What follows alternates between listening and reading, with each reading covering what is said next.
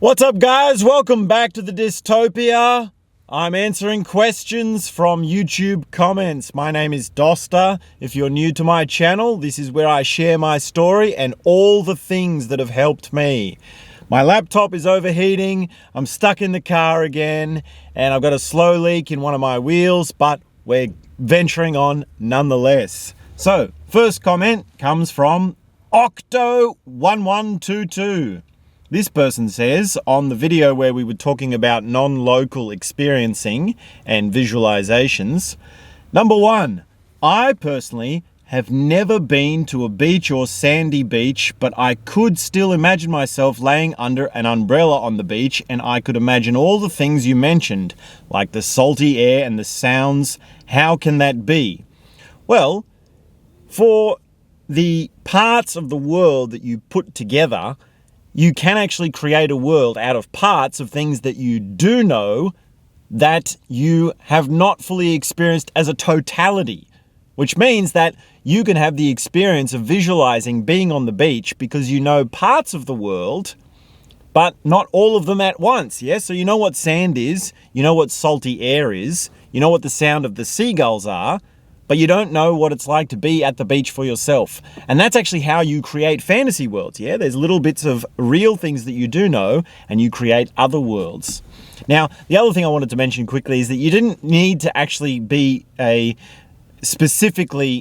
you don't need to have this visualization specifically as on the beach. I just used the beach as an example. You can use this visualization as anything, yeah? You can have it as any experience or any memory that you've had, and I'll get to the rest of this as we answer the other parts of your question. So, the other part of your question is, what is this good for and how to use it to my benefit? And thirdly, you also say, what does it mean that we can do this and why some things are easier to do than others? For example, I can imagine a red apple, its taste, its smell, even the sound it makes when you bite into it, but I can't imagine the texture of the apple. Why is that? Now, this is good to answer your first part, or the second part, because it brings a richness of experience. It brings an ability to relive your memories. It brings a gratitude for the good things that have happened in your life.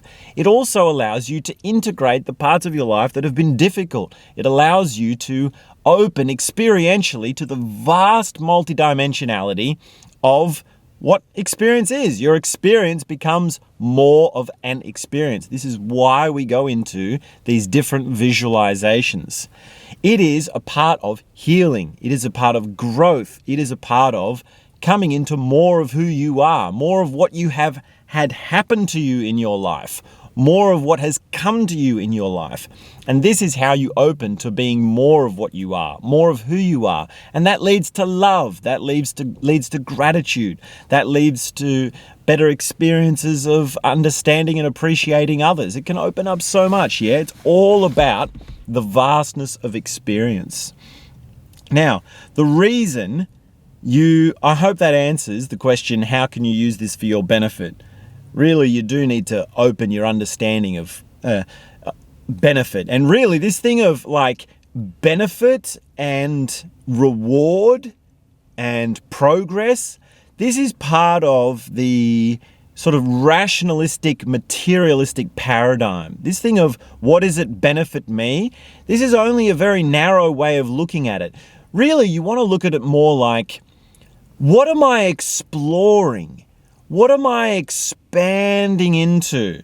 It's not necessarily a benefit. It's just an opening into something new. It's a new curiosity. It's an exploration. It's an interest. It's let's look at this, and this is interesting, and this is something different, and it's a different experience, which is not the same as what does it benefit me yet. We get very much caught in the self-help industry of what is the benefit for me? What is the emotional or psychological release or resolution that I have?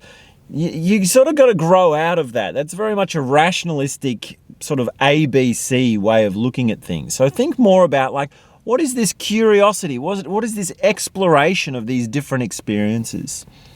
Now, the extra part of your question is about you find it easier to imagine the apple or to visualize the apple, but not other experiences. Now, some experiences are more difficult to visualize than others for two reasons. One, because they're far out from what your range of experiences are. And for two, for cognitive ability. If you have developed your cognitive ability, when you visualize something, the vision is more clear. The vision body, the mind-body connection is more strong, so you have more of a reaction. Now, that's something you develop, right? You read books, you listen to talks like this, and you meditate, and you develop it. That's something we're all doing. It's something that's ongoing, and we're all at different stages, and we all have different capabilities, yeah? Some people with very high levels of cognitive development have very strong visualizations, very strong bodily reactions, yeah? And that's just how it is. That's what we're working towards, and that's what we go with as we continue on, yeah? We're all at different stages, we continue on. Now, the other part is that you have a range of experiences that you have had, yeah? So eating an apple is an experience you know, it's familiar to you.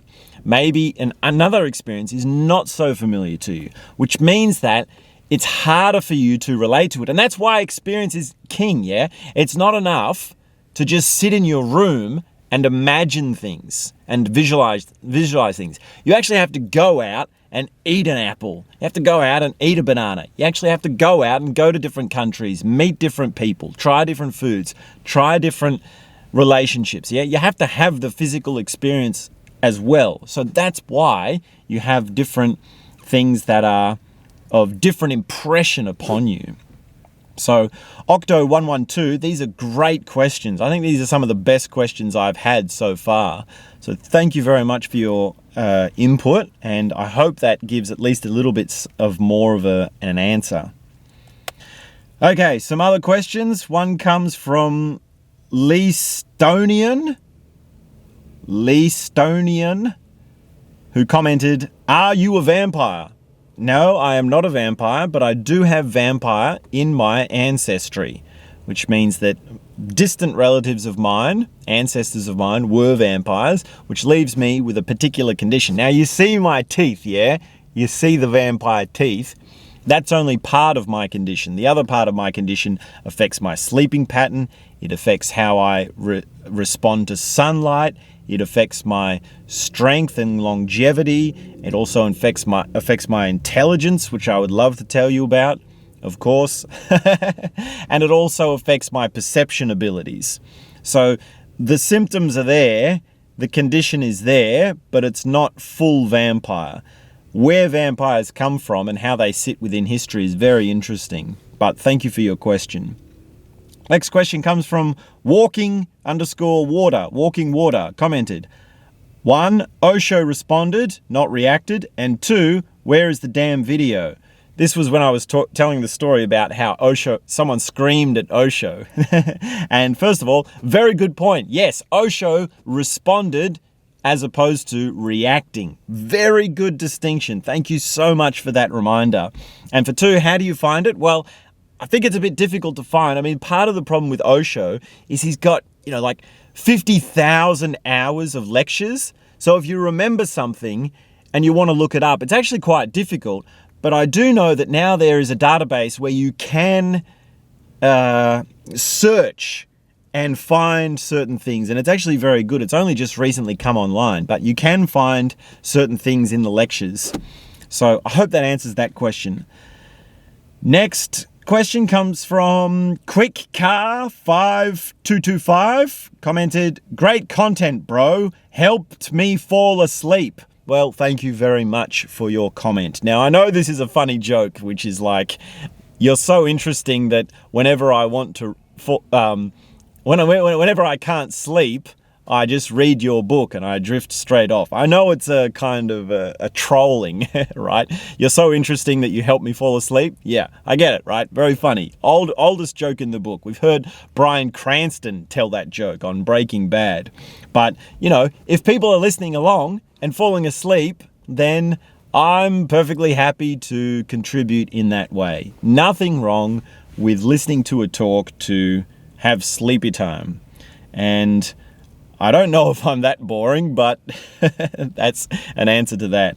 Next question comes from Lynn's Vids 3847. This person commented, also, a lot can be projection as well.